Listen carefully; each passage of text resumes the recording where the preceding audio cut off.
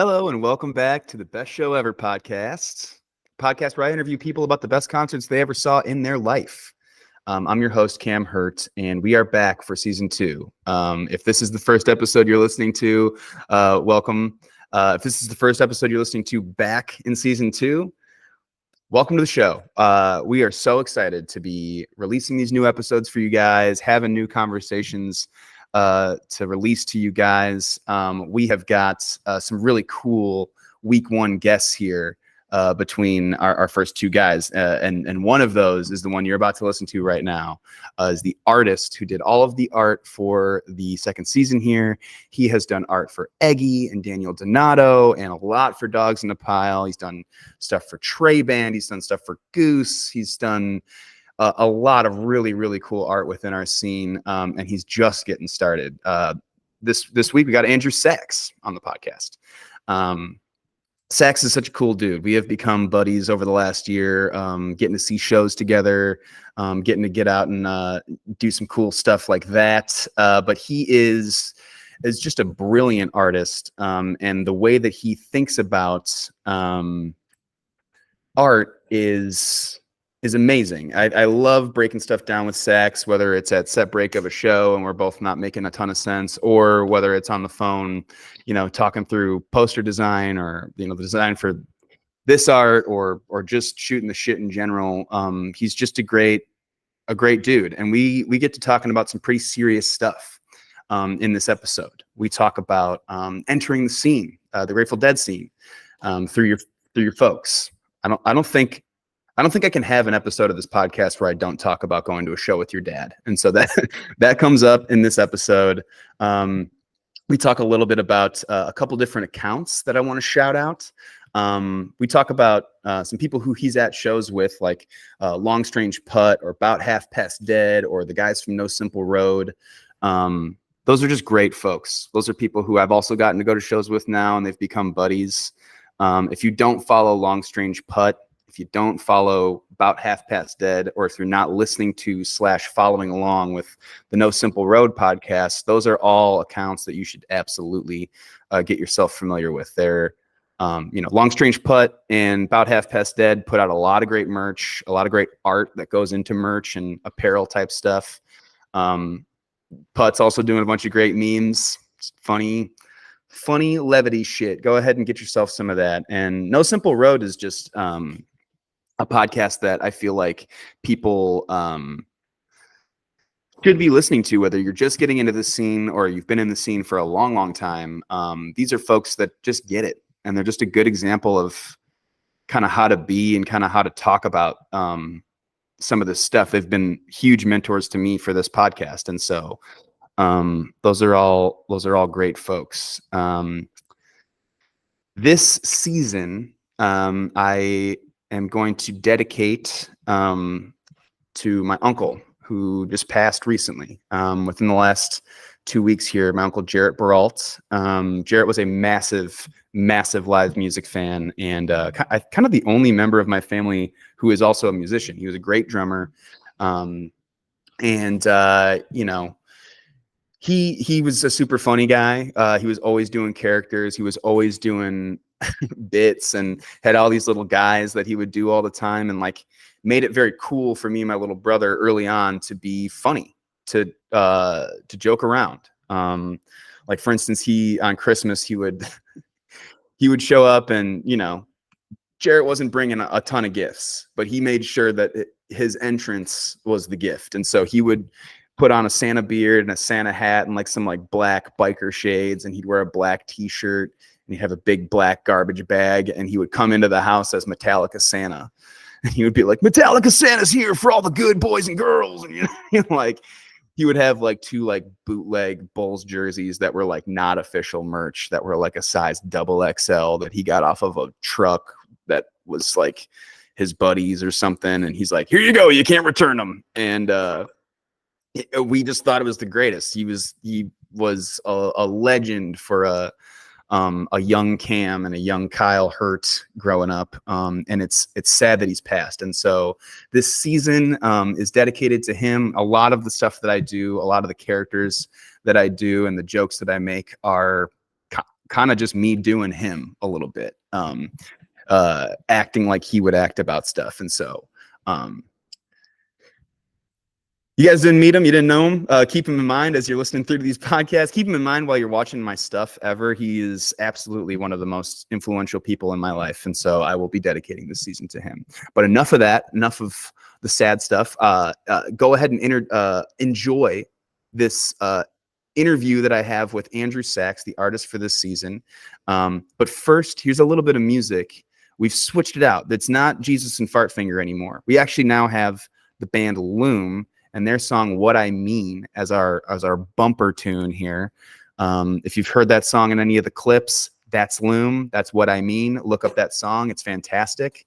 And also enjoy this fantastic conversation that I had with Andrew Sax.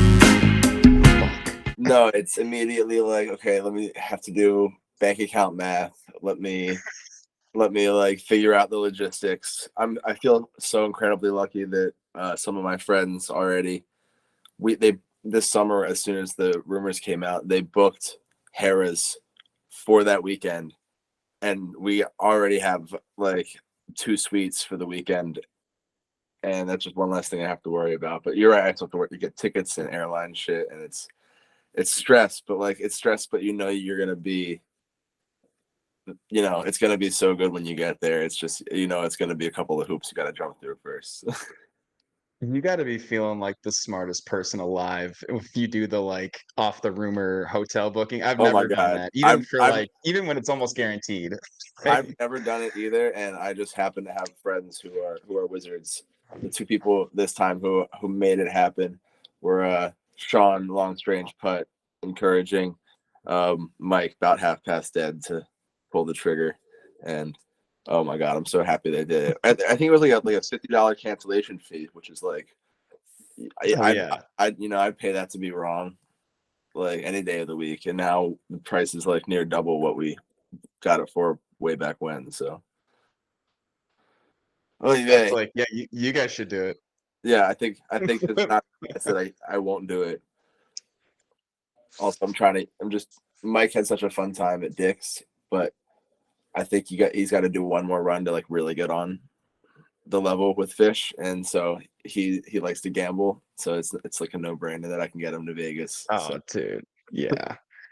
Yeah, dude. I've got a bunch of buddies like in California. Going to any jam band thing ever is just me convincing people who don't like that stuff to go to that stuff with me. But like Vegas, I can already think of like 4 or 5 people off the top of my head that'd be like, yeah, dude, I'll check that out. Already in, yeah. But that's like they don't deserve that. I don't know. I feel like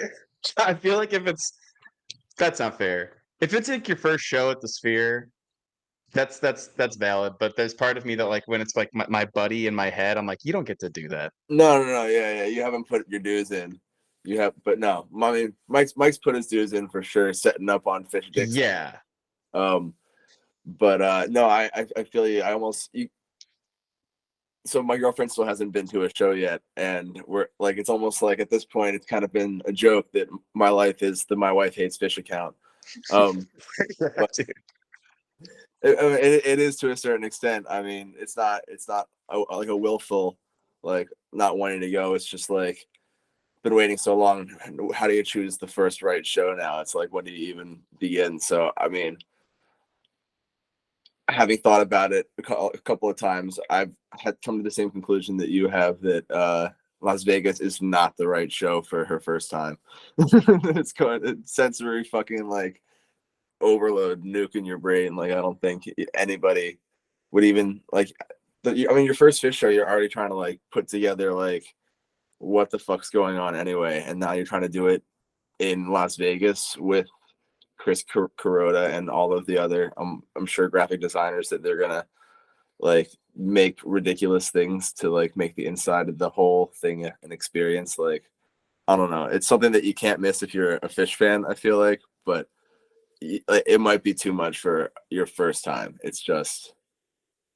I don't feel like there should be AI robots in the lobby at your first Phish show. I feel like you should pull up to a grassy field and let's do grassy field first before we do AI um, I'm so liaisons. with you. I'm so with you. You got to be able to like touch the earth and like be like, okay, I'm still on this planet.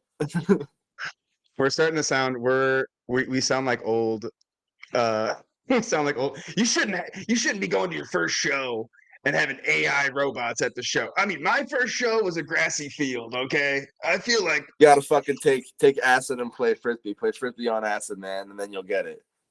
Then you'll get it, dude. Then you'll get it, dude. God. We were around before this goddamn Chris Kuroda and all his fancy whatchamajiggers. We just absolutely weren't. You and I. No, not at all. We were like born when you took the job. Yeah.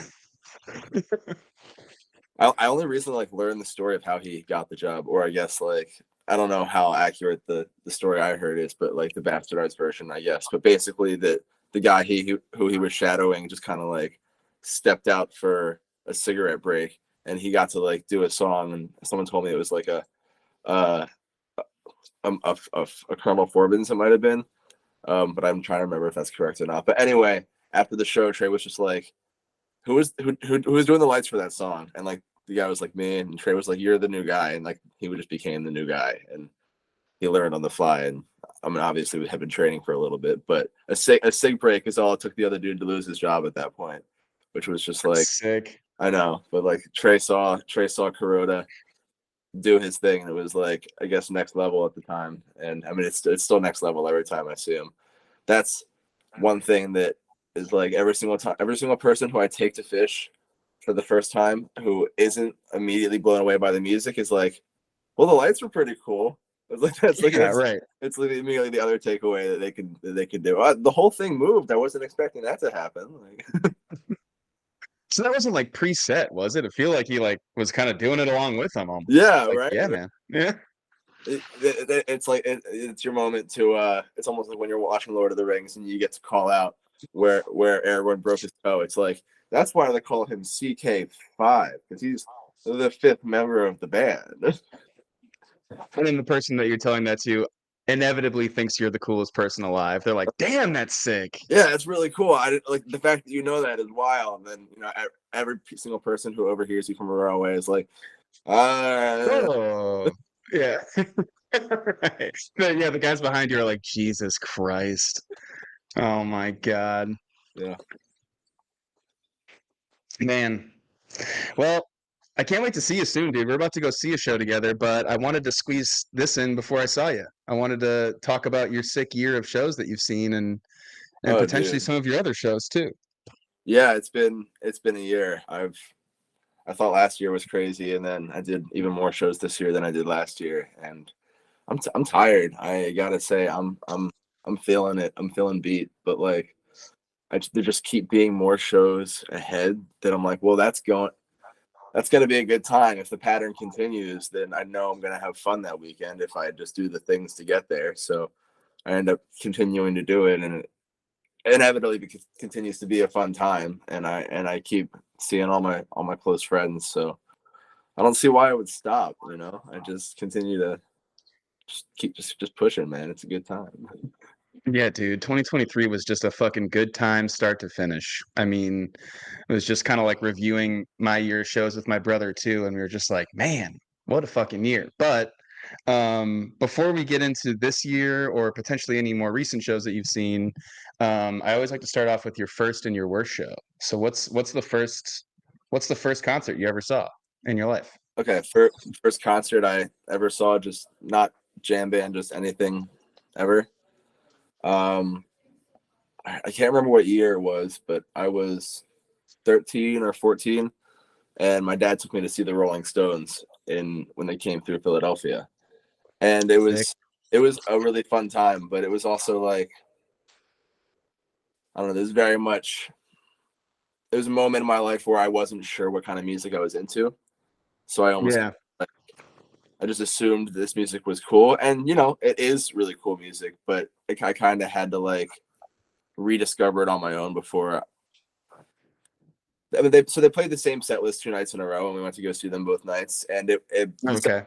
second night I was standing there, and I was like a little bored, and I was like, "Am I supposed to be bored at a rock and roll show?" And then I'm just like, "Oh, maybe I don't like rock and roll shows." So I kind of, just fell into what our generation, and like I'm listening to a whole lot of stuff, but mainly was doing hip hop in high school and going to hip hop shows. So like I went Yeah. to Flatbush Zombies that year.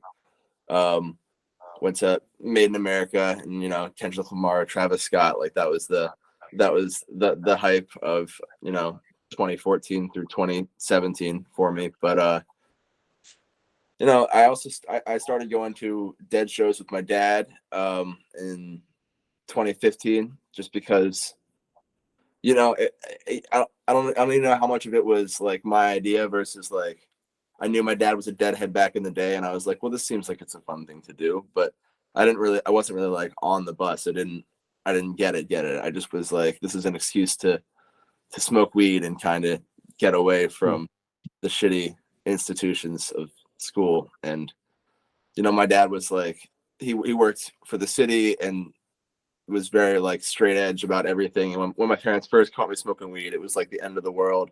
And then we go to concerts and like hitting a joint when someone passes it to them, and I'm like, this doesn't fucking make any sense. What the fuck? So I don't know. It took me a while to kind of like go to concerts to where I wanted to go to the concert and I knew how to have fun at the concert, because there was so much of like that, those teen years of just like, why am I here? Do I even like this? Like, do I like this because my dad liked this? Do I like this because my friends like this? But yeah, so first show, Rolling Stones. First kind of Dead related show was the Dear Jerry thing in 2015. Yeah. And that was like, I don't know, that was pretty powerful in terms of just like understanding a little more about the scene. But again, I'm going back to high school every single day, so it's kind of hard to like immerse yourself in anything. When you try to explain that to other people at school, you get the what, man? Like no one, yeah, no one. What are you talking about? Or you're just like a pod, So it's like, yeah, right. Yeah, that's cool, man. Cool, man. Yeah. Awesome, man. Yeah. Well, but with the Rolling Stone stuff, like that is our dad's music, and that's all the first shows I went to were like, my dad is gonna take me to see XYZ, legacy act or whatever. And in my mind, I was like, this is cool because my dad says it's cool. Yeah. I've also agreed that it's cool in my head for certain reasons, but like none of my friends like this shit at all. Yeah. Yeah. And like what you said, I can't really like relate. Like every once in a while, you can like put it on for your friends like late at night whenever it's super fucked up, and everyone's like, "Whoa, that was cool, man! Like you're deep, man." But it's like, yeah. As soon as you kind of like show up on Deadlot or like find other people who are into the music, it's like, okay, cool, whatever, bro. Have you heard of this? Have you heard of this? And then it's like, you start to understand like it's more about the love of the music than it is like. Well, I mean, obviously, at that age, you're understanding that it's not about what your peers think, but it's. I mean, that's all part of like figuring it out. I remember when I was like fucking 8 years old, and I was sitting on the school bus, and I was asking first had like a phone that could, or an iPod that could do playlists, and I was asking my friends like, what should I listen to that's cool to listen to? Because it was like my first thought is, what is everyone else listening to? So it was like, you have to kind of go through that before you're like, okay, well, what do I want to listen to? And once you understand that, I don't know, there's a freeing feeling in that, and it's like, oh, that's what it's all about. Yeah, I feel like I would kind of go back and forth on like being proud of like, this is what I like old stuff. I like an older band. I like Rush. I like this stuff, and like my friends don't, and so that's what makes it cool. But I would also kind of get in my head about that too. Like I would, like talk about older bands, or I'd talk about like Pink Floyd in front of my friends, and they're like, cool, what are you, 55 fucking years old? And I'd be like, you know, like when you're a kid, you're like, wait, is that lame? Like, I don't know, you know? And so then you like, Exactly. I think then naturally you start like, all right, what can I find that's like cool, you know? And then you're, like you said, like you're deciding within that, like, okay, everyone thinks this is cool, but do I even think this is cool? Like, is this even, Well, it's yeah, like that episode of South Park where like where Randy's like listening to his kids' music and it's like just like poop sounds in his ear, yeah, but he's like, no, I like it. It's no, it's good. But like when the kids listen to like Fleetwood Mac, that's what they hear the poop sounds too, and they're like, this fucking sucks. Why do you guys like Fleetwood Mac? Like it's just hard to like get it to click. And I feel like there was stuff that I really tried to get to click, like punk stuff and like same thing hip hop stuff, because hip hop was really good from like 20, you know, 2010 really through like 2017. Like it's a really good era of like a a lot of lot good of East Coast stuff. a lot of good Like like psychedelic and like jazzy stuff coming out. Like yeah, like different layered hip hop and like different delivered hip hop and like cool young artists that were like doing stuff independently and like that all felt cool to me. And so I was down for that and like I couldn't explain to my dad why that was cool. I'm like, no, this is you actually like the way that this guy is doing his art, exactly. like you would That but you hear rap and so you're like this sucks, you know. exactly. But like if you like understand contextually what they're doing and like musically, like this is all of this is they're using all of the influential music that you like and they're just like chopping it up in a way that you don't recognize. But like if you yeah, I don't know. People just get that taste in their mouth or that idea in their head and it becomes hard to unfix it. Which was always kind of funny. Like everyone always references that interview with Jerry Garcia where he like disparages rap, and it's like Yeah. if you had given the dude 10 more years and he had listened to some of the stuff that was coming out, like I would bet all my life savings that the man would have changed his mind and been like, yeah, I was fucking wrong. But, like, yeah, Yeah, like get him in a room with some of the people who are like making some of the revolutionary stuff in the early 90s or like late 80s even when he makes that comment or like, you know, like you said, even in the next 10 years, like once you get to 2000, like all of the stuff that comes out in the 90s is just like that's there's a lot of art in there. And he would agree, you know, like, like yeah, it's just Del the Funky Homo Sapien, fucking like Tribe Called Quest, The Far Side, like just yeah, dude, like ridiculously good stuff. And I don't know. I mean that was such a big part of like getting away from the older music, the my dad's music in high school and in college, which almost like was why it was so great to come back to it like later in life. I don't know. yeah. Did But you was there in that in finding your own music and in, like going to your own shows, did you see like a really shitty show ever? Like a worst show ever? I mean, so like I've had some pretty bad like show experiences where like I'm probably like so going to Made in America. This was again kind of like a funny thing.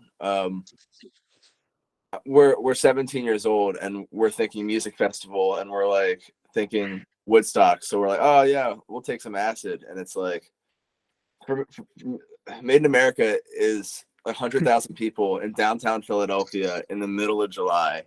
Like it was or August, Labor Day weekend or Memorial Day. I'm a bad American. That doesn't matter. Yeah, whatever.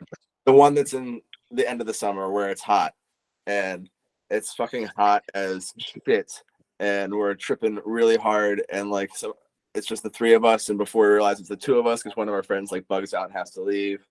And again, we're here because it's like the cool thing to do.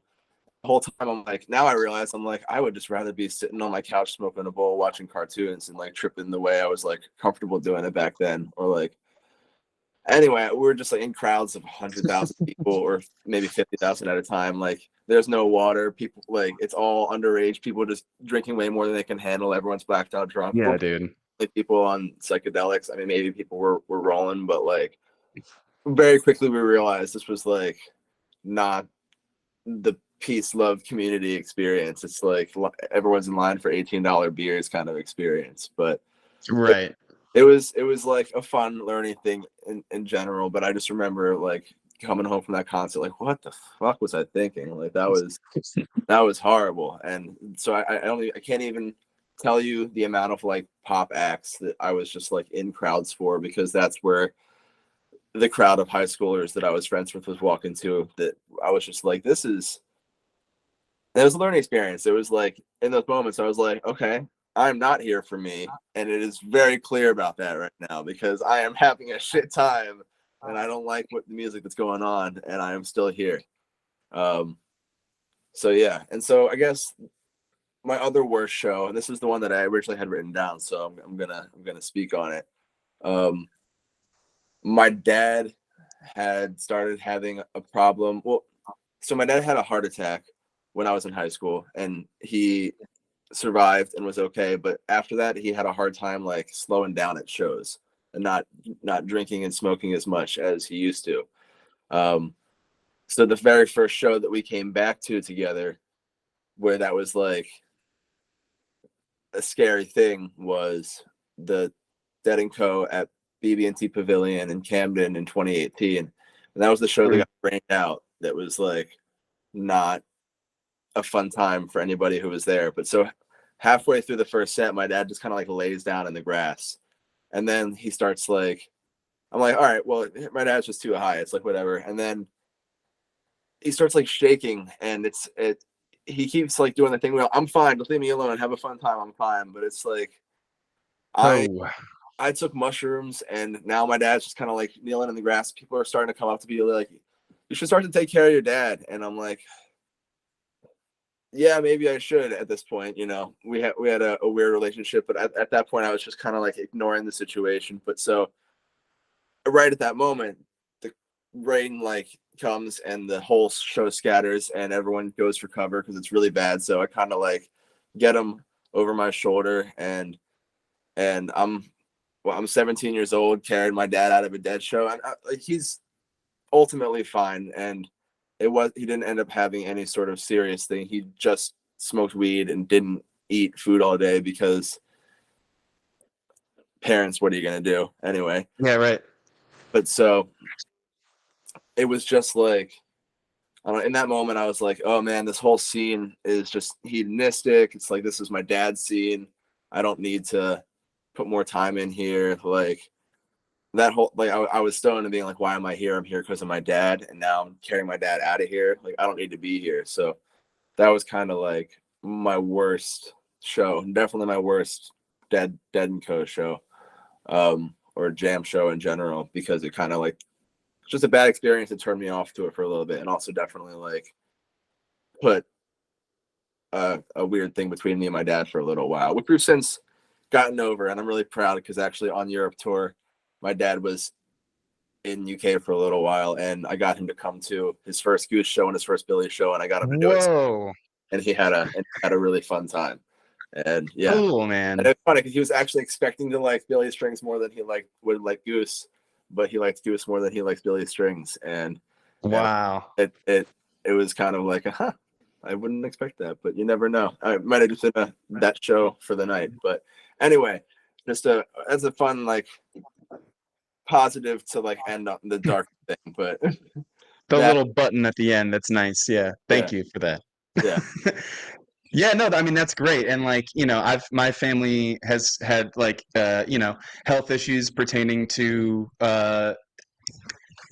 abuse stuff, and, you know, ranging all the way to like full-blown addiction. And, you know, then you like are back at shows with those family members, and then it's kind of like, hey, how is this gonna go? There's like anxiety around it, but you also want to have a good time yourself. And then like, you know, in that scene, like it feels like sometimes, you know, obviously the like drugs will, or, you know, getting high in some way is going to be a part of that scene no matter what. And like braving the high, you know, like surviving whatever drugs you're doing sometimes doesn't feel like the most like appealing part of the scene. It's like, that's a lot of anxiety, or like that's a lot of like, you know, I don't know.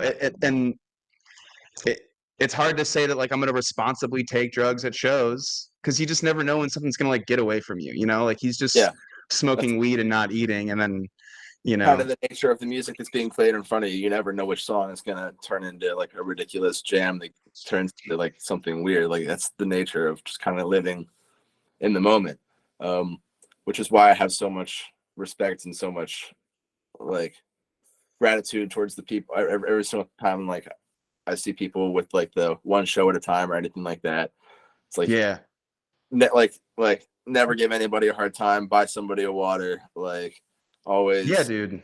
Like it's power to you for doing that and having the courage to like stand up for other people being able to do it too. It's a cool thing.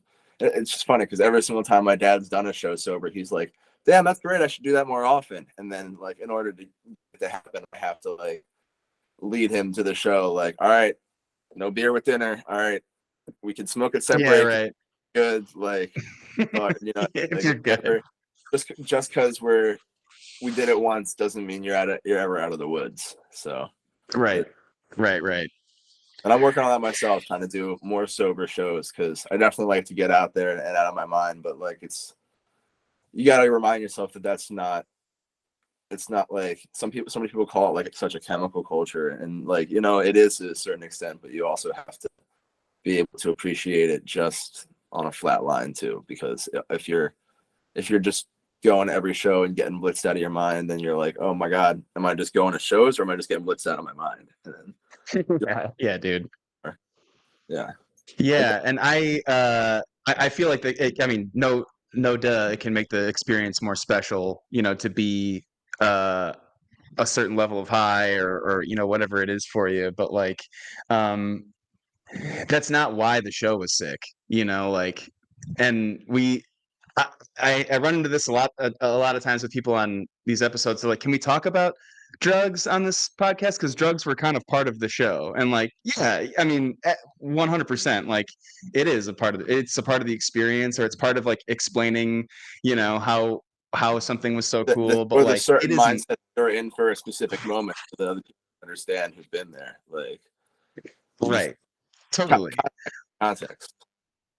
Yeah, just for the context, but like the moment was sweet because like you made it sweet in your mind, and like you were present enough to like understand why it was cool, and like you were inspired, and like it was you, and you happened to be a little baked or something or whatever was going on.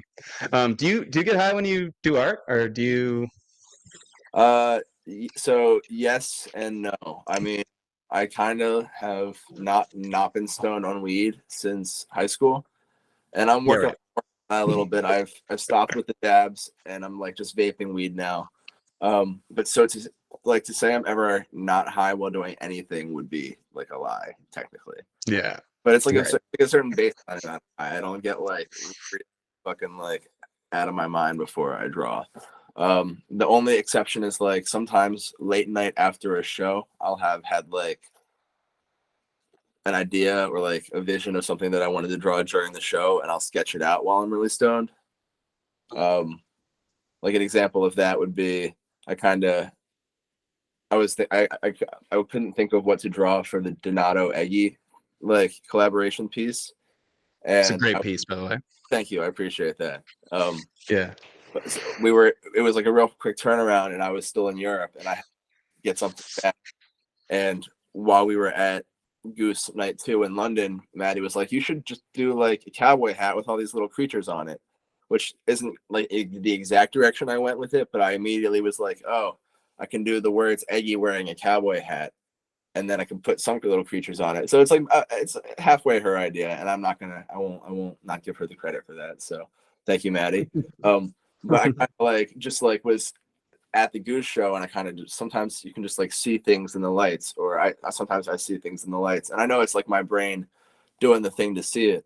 But I just remember getting home that night, and I was kind of spun, and I was like, I can get this sketch on my iPad from my brain. So sometimes like that's when I'll draw stoned, or when I'll draw fucked up, or when I'll draw K-hold, or when I'll draw tripping, or whatever it is. It's like when I like see the thing, I'm like, I need to get the shape down so that I can either communicate it to somebody else or to myself for later. But anytime I'm like doing like a solid line work or like trying to like color a piece in and like make decisions about where the colors go, I try to be semi present between the eyes. Yeah. Decision making for sure. Yeah. Yeah. But like the note for later self thing. Oh, you Yeah, don't even want I to see do. the note. You don't really want to see the notes on my phone. Like just like the half sentences. Like it's like describing realms that don't exist and don't even like I wouldn't understand. But like just the words are gonna trigger whatever synapses in my brain to like make the thing flash up ahead again in my brain. I'm like, oh, that thing. Yeah, I'll draw that thing. Yeah, dude. That's like my whole phone is just little fragments of little sayings that I'm like, okay, so Snotty Pippin is a thing, but I don't know what Snotty Pippin is for. And Fuck. then it'll come back. And then it'll come back to you. And then it'll come back. That's right. Yeah. Well, we can actually talk about some of these shows. We are going to talk about the Word. shows. But before we get into like your best show ever, do you have any shows that are like, honorable mentions that you'd be remiss if you didn't bring them up? Okay. This year I did Dead and Co.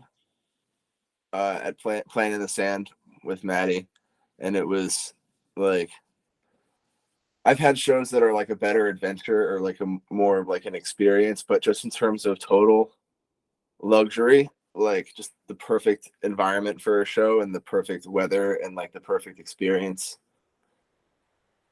I mean, I can't beat Mexico on the beach. Like no matter where you go, there are people serving waters. Like the food was all already paid for, and you could just like it was different like street food, and they had eight different vendors each night. And I definitely like I ate my weight in al pastor tacos, and I woke up one night just like al pastor mas al pastor, and Maddie was like, dude, you got to stop. And I went through a different set of sheets every day just because I just kept meat sweating through them all just because more. Dude, I don't know. It was half. I just kind of like those tacos, man. That was a pretty good show experience. I was gonna say, nothing about the show. Just the tacos were fucking great, Tacos dude. and the delivered water, pretty good. Honorable mention for the first 5 minutes of Spafford at the Brooklyn Bowl, Philadelphia this year before I got too high and had to have Maddie come and pick me up, which is the only time that's ever. Those first 5 minutes. First 5 minutes were fucking really good though. Oh man. No, what happened was I had a vial and I forgot to shake the vial before I dropped it into my drink. So when you don't do that, sometimes like it all can like collect around the tip. So I went to the bathroom to like put some water in my face, and very quickly I was like, I gotta go step outside. And then when I stepped outside to catch a breather, and I was like, I can't breathe any better out here. I think I have to go home. So I went back. Oh man. I went back inside, and actually Ross, who was managing Spafford at the time, who also manages Dogs in a Pile, came up to me. He goes, "Dude, are you good? Do you need to come sit down?" And I was like, "I'm good, man. My ride's 5 minutes away. I'm just gonna enjoy it back here." And he goes, "Okay." And he just back as the world started melting away. But yeah, great 5 minutes. Great 5 minutes. Excellent start. A little bit of a fumble on the dropper situation, but Spafford, great 5 minutes of a show. Great 5 minutes. Great fun. For what it's worth, they played the night before at Ardmore Music Hall, and that was a wonderful show that I didn't make it all the way through. But Dude. I've never had to leave a show for being too high before, and like it was like I knew it as soon as I was like, I did it. I did it to myself. I can't be here right now. And I don't know, it's got to happen. You got to check that ego every once in a while. All right, my other honorable mentions, I'll go through a little quicker. Dead & Co. 2021. Yeah. At Philadelphia, which was the Rainbow and One Set show. And that was like, if the other show got me off the bus for a couple of years while I figured out my relationship with the music, that kind of got me back on the bus. That was, Cool. I did 3 shows that summer. That was after I graduated school. I brought Maddie, who was my partner, and we took acid, and there was rainbows, and it was an amazing show. It was like, okay, no, you do want to be here, and like you don't have to carry your dad out of every show. and that was just like a thing you were dealing with at the time. So thumbs up. Yeah, man. Totally.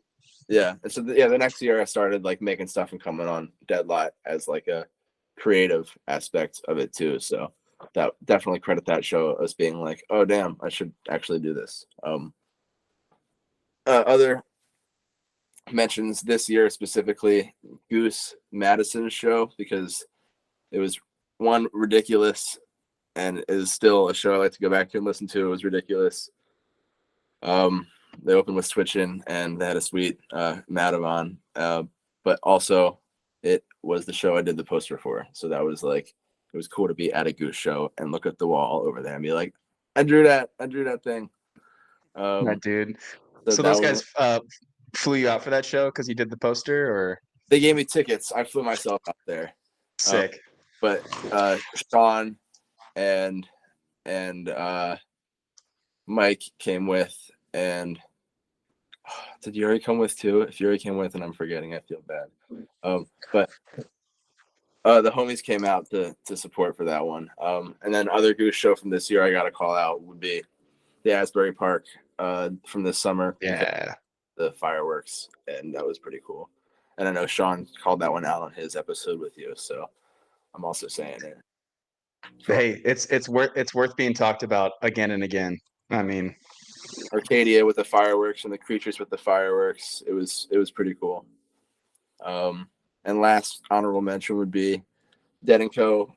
this summer, the Gorge and San Francisco final shows. That was just like, I mean, the whole experience flying out for the Gorge and renting a car and driving down the whole west coast of Oregon and California was super pretty. And it was the best way to say goodbye to that group as they are known. Obviously, it's not goodbye to Bob Weir or John Mayer or any of them. I'm not that I'm going to see John Mayer solo shows, but he's out there if anybody's missing him.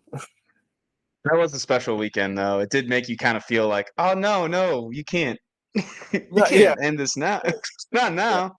Yeah, the last show was great, and actually, I've somebody snuck a one of the little like tanks into the show, and I did my first balloon inside of a stadium during Hey Jude, and Wow. it was a pretty good experience. Yeah, I never would like try to bring one in myself, but having just been handed a balloon during Hey Jude, Listen, yeah. what's a guy to do?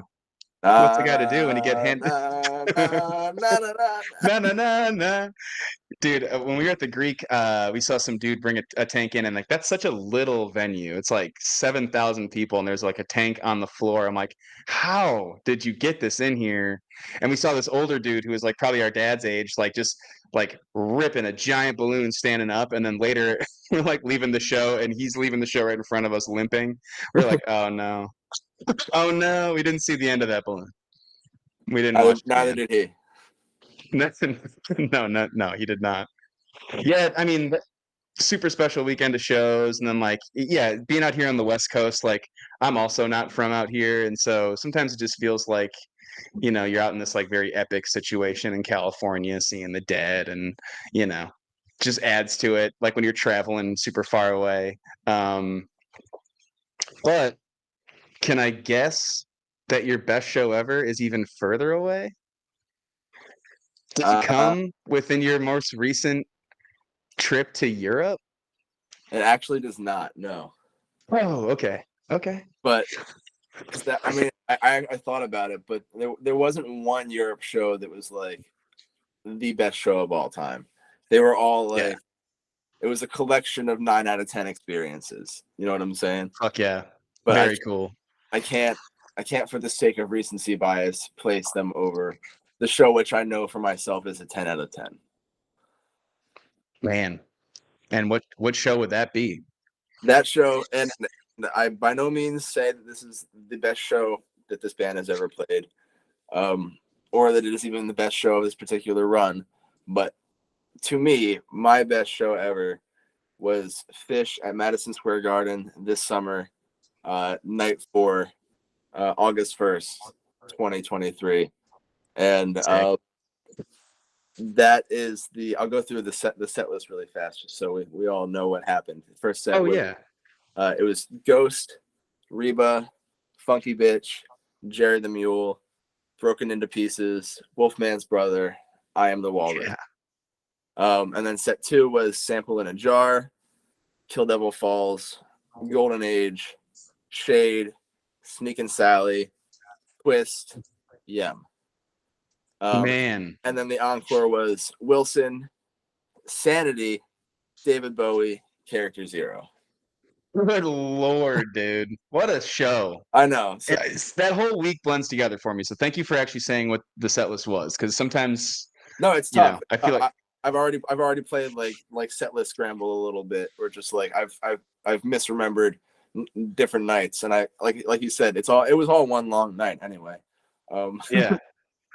but yeah, no, I have to like go back and like look at what happened, and especially I don't know, that was a fun week too. That was it was a party through and through. I think we went to a bunch of different after parties and a bunch of different pre-parties, and we had really good seats. I was sitting with Sean and Jordan, and we had one other buddy. So I think we were in section like 120, and we were like right on with the stage, and we just lucked out in the lottery that way. It was really nice. But okay, so the reason that it was the best show ever for me is because You Enjoy Myself is my favorite song. I know it's like the most unique Phish trait of me ever. But, it was during that show that that I like broke through on DMT for the first time. And Whoa. I know it was definitely a little jarring, but it happened during the You Enjoy Myself, and I came back from the trip during the vocal jam, and then they do Wilson into Sanity, and it's like Sanity never came my way, and it was like I was sure that Sanity never came my way in that moment. Yeah, dude. No, but it was cool. It was kind of like the end of like a summer long kind of journey that I had not playing around, but testing with that substance and that experience. And every time I would like approach breakthrough or whatever it was, I would always like get scared or like put it down, and I was kind of wading into the water, which is not how they say you should do it. But in that moment when they went into Yem, and I had this pen in my hand, and I was surrounded by amazing friends, and those were just the 4 people I mentioned we were sitting with, not to mention a million people that you run into every single set break. You just step into the hallway, and it's like all of your friends are in this stadium, and it's amazing how the stadium can be so big but feel so small at the same time when you feel like people. But I was just feeling safe and comfortable, and I sat down when after the Boy Man God shit part, and and I kind of just like that, all that fear was gone, and I ripped it and the cartridge, and before I knew it, I was just like blasting off into this other world. And I talked about this a little bit on the No Simple Road podcast too. But basically I like was just vaulted through rooms and like past entities, and I was seeing like dragons like slither in and out of holes in the walls, and everything was very like ornamental and colorful. And I came to this final like Sistine Chapel-ish room, and this like god of this made out of like gold filigree, not god, but anyway, it was communicated to me that like this is what happens when you die. It's like you enter the well of souls, or like the land of the dead, or like whatever you want to call it, whatever it's been called throughout different civilizations by different shamans through different experiences through different centuries. But basically like this is what happens, and you return back to the world in whatever form. Like I didn't get that much detail, but before I realized it, I was like going back through the tunnel in front of me, which became like a birth canal, and I was like born back into my own body right at the end of the start of the vocal jam for Yem. And I was like, oh shit, like I know that may just be a hallucination, but like that felt very real. And whether or not that is literally the place you go when you die, there was just kind of like the confirmation that like your energy doesn't just die when you die. It's like the idea of like, just because the television set is destroyed doesn't mean the signal going to the television set stops existing as well. So it's like, I don't know. It's just, I ended up doing like a bunch of, I stopped smoking the DMT after that just because I wanted to give it some time.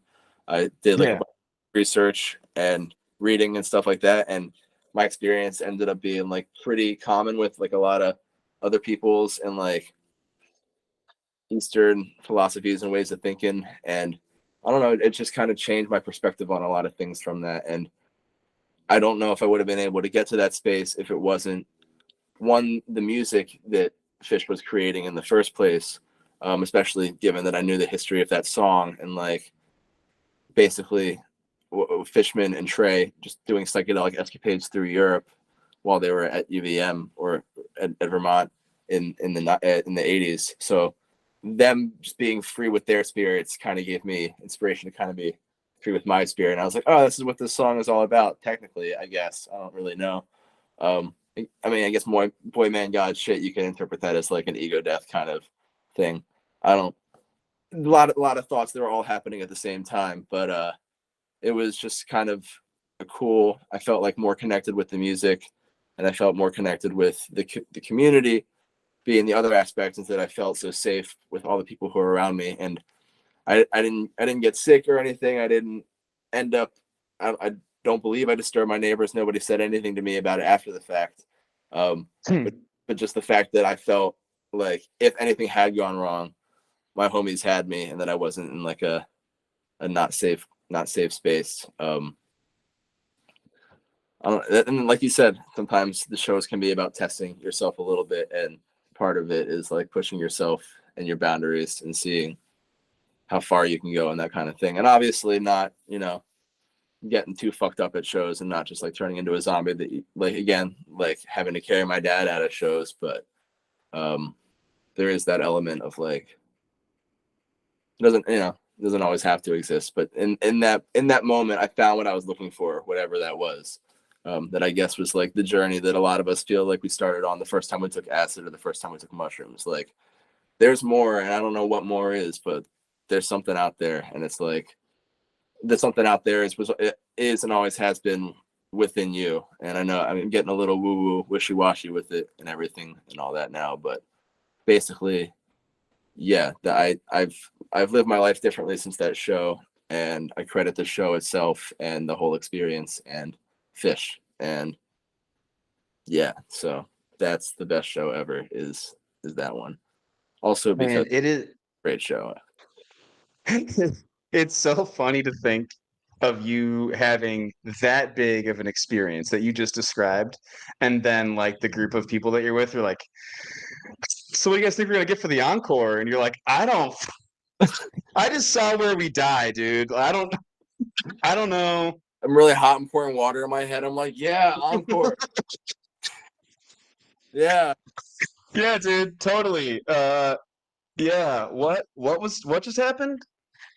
And also, like, the thing that happens when you're like on psychedelics is like the lessons that you like, that is a very visceral and real hallucination that you had, and like but the lessons like baked into it are like that's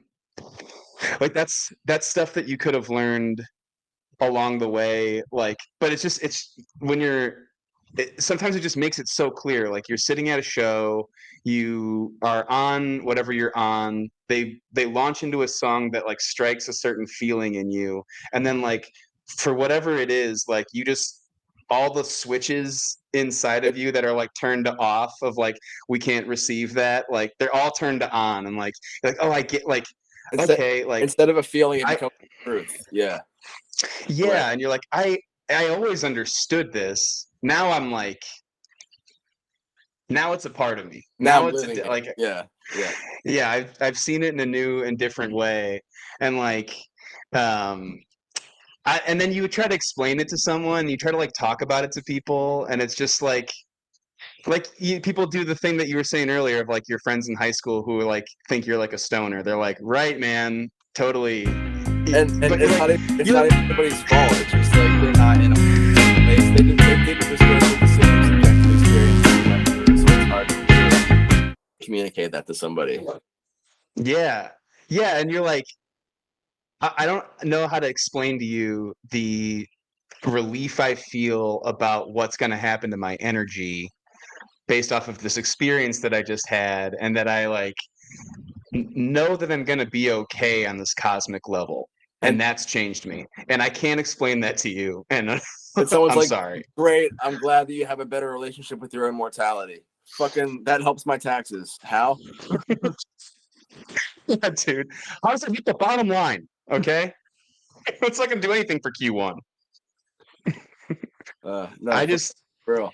But it, like you said, it's about like the lessons that you take out with you. So it's like, even if that experience was strictly a hallucination and it wasn't like me being shown whatever I was being shown, I still walk away with like the feeling that like you and I are both the universe experiencing itself. So I should be kinder to you because like you're ultimately a part of me.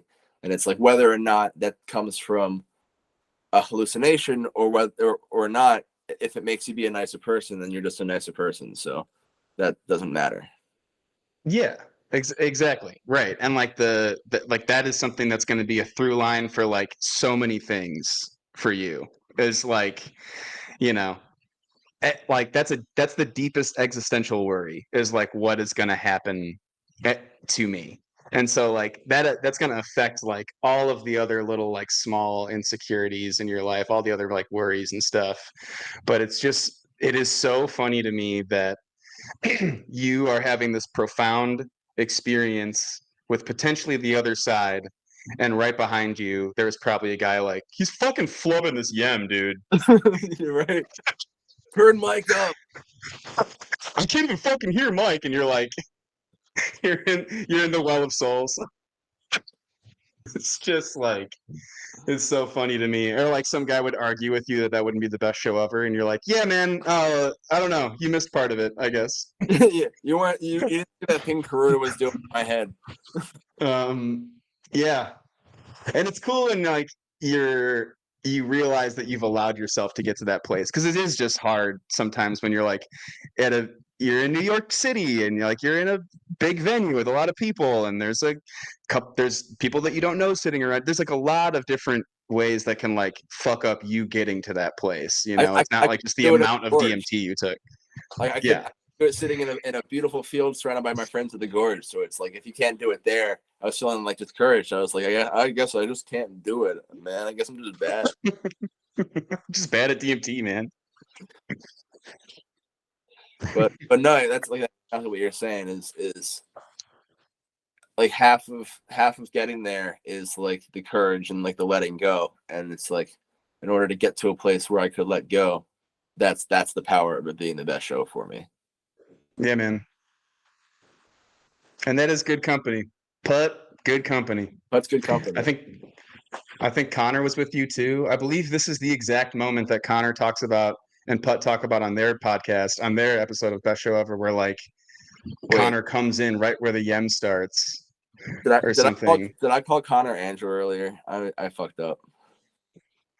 Oh, yeah. Well, his brother's name is Andrew, and they are very similar dudes. Confused. That's why I was confused. I fucked up. There you go. I'm so sorry, Connor. I apologize. I'll make a really like ham-fisted edit where it's like right when you say Andrew, it'll be like Connor. It'll be like clearly my voice. That'll be good. He'll know I love him. Yeah, man. We all got the big love for Connor, and that was a great show. I was on my couch streaming that show, and those guys FaceTime me, and I think like flashed you guys to me at some point, and I was just like on my couch tearing up, like, oh man, I want to hang with these dudes. Wish I was there. That was a really good time. Yeah, and I hadn't met you yet at that point, right? Because that's right. X was like a couple of weeks afterwards. And we didn't even really get to hang that much at Dick's. It wasn't until Cascade Festival. But that's right. I'm excited to hang with you too soon, brother. It's going to be a good time.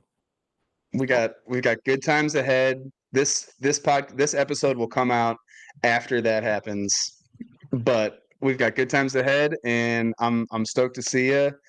Do you have, I mean, other than Goosemas, like what are some of the big?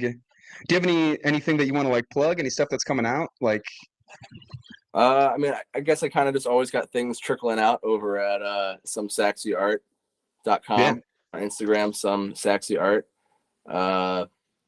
Yeah, my official collab with From the Lot, licensed by the Grateful Dead. I'll have extras soon of that released. We had a pre-order, and the pre-order has since been closed, so anybody who missed out on that can get some extras soon. I'm in a mystery tube thing for a little while. Like that might be closed by the time this comes out. Yeah, just go see what posters I got. It's always going to be something new and something fun, and hopefully something fresh and sexy for you. there's always something sexy in there, man. Always something sexy. And you know what? If you can't buy anything, just send me a nice word and we'll have a conversation or something.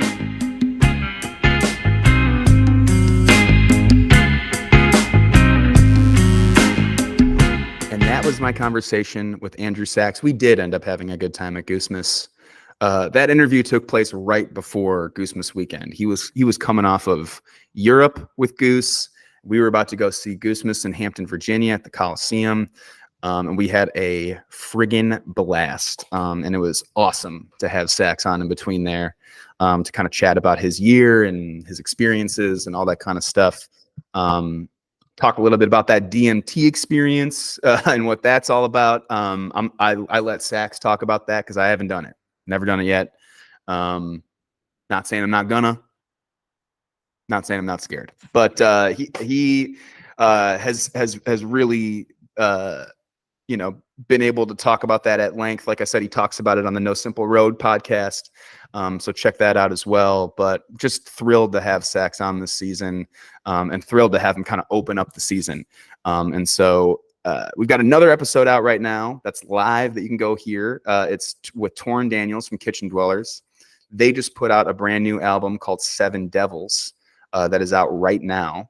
So between the episode and the new album, you got plenty of Kitchen Dwellers stuff to listen to. Go listen to that. If you haven't yet, you can go check out our Patreon. The Patreon page includes a bonus clip of this conversation with Sax. Just some stuff that was extra. More conversation with Sax. We chat a little bit about bumping into people in the scene, people recognizing us at shows, people talking to us about our art and how much we appreciate that. We talk a little bit about some other stuff, but it's just a little bit more with our buddy Sax. The Patreon link you can find in the link tree on the Best Show Ever Instagram page. Should be that first link up there. Become a member and you're going to get bonus clips every week. You're going to get the episodes a day before everybody else. And you'll also be able to potentially get some merch before everybody else. We all love the opportunity to be first. And so go ahead and become a member of that. Make sure you're subscribing to the YouTube page. If you feel so inclined, please leave a review on Apple Podcasts if that's where you listened. Helps us out, helps us be seen by people, and more folks who want to hear from awesome folks like Torrin and Andrew.